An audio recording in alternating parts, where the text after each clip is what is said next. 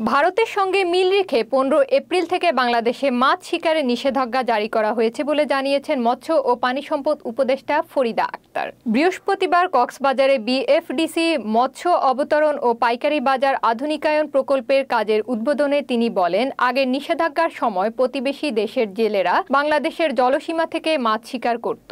এবার যৌথভাবে সময় নির্ধারণ করায় সেই সুযোগ থাকবে না। তিনি আরও জানান, মৎস্য বিভাগের গবেষণা অনুযায়ী সময়সীমা ঠিক করা হয়েছে। কক্সবাজার কেন্দ্রের আধুনিকায়ন প্রকল্প ব্যয় হবে 232 কোটি 83 লাখ টাকা, যার মধ্যে জায়গা দিচ্ছে 172 কোটি 31 লাখ টাকা। এই প্রকল্প বাস্তবায়নে জেলেদের জন্য উন্নত কাজের পরিবেশ সৃষ্টি হবে এবং মাছ অবতরণের সময় কমে আসবে। এতে মানসম্পন্ন সামুদ্রিক মাছের সরবরাহ বৃদ্ধি ও সংগ্রহ পরবর্তী ক্ষতি কমবে বলে মনে করছেন সংশ্লিষ্টরা। অনুষ্ঠানে উপস্থিত ছিলেন জাপানের রাষ্ট্রদূত সাইদা শিনিচি, মৎস্য ও প্রাণী সম্পদ সচিব মোহাম্মদ তোফাজ্জল হোসেন, মৎস্য উন্নয়ন কর্পোরেশনের চেয়ারম্যান সুরাইয়া আক্তার জাহান ও জাইকার প্রতিনিধি ইসিগুচি তমহিদে। এখানে নাকি ভারতের ছিল 61 দিন, আবার তারিখটা ভিন্ন ছিল।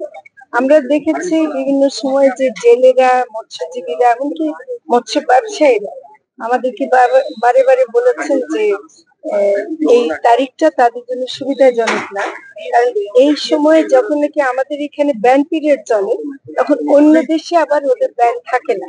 ফলে আমাদের জেলেরা মাছ ধরতে পারছে না, কিন্তু আমরা যে মাছটাকে রক্ষা করার জন্য ব্যান পিরিয়ড দিলাম, সেটা কিন্তু অন্য দেশের নিয়ে যাচ্ছে। তো এটার জন্য আবার এটার সাথে একটা বৈজ্ঞানিক ব্যাপারও আছে। আমরা যে চাইলে তারিখ আগাতে পারি না। তো বাংলাদেশ ফিশারিজ রিসার্চ ইনস্টিটিউটের গবেষকরা এবং আমরা একটা টেকনিক্যাল কমিটি করেছিলাম, সেই কমিটি ওরা অনেক গবেষণা করে এদিক ওদিক করে দেখেছেন যে আমরা যদি 15 এপ্রিল থেকে 11 জুন পর্যন্ত আমরা যদি করি, এটা 58 দিন হয়।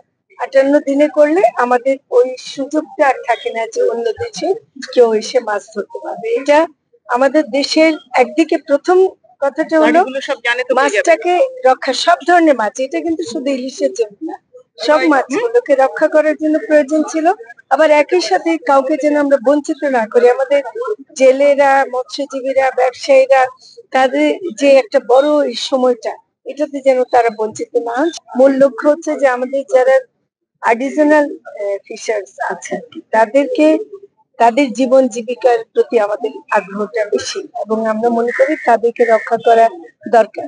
ট্রলিং ফিশিং যারা করছেন তাদেরও অবদান আছে, কিন্তু আমার মনে হয় যে এখানে একটা নিয়ন্ত্রণের প্রয়োজন আছে।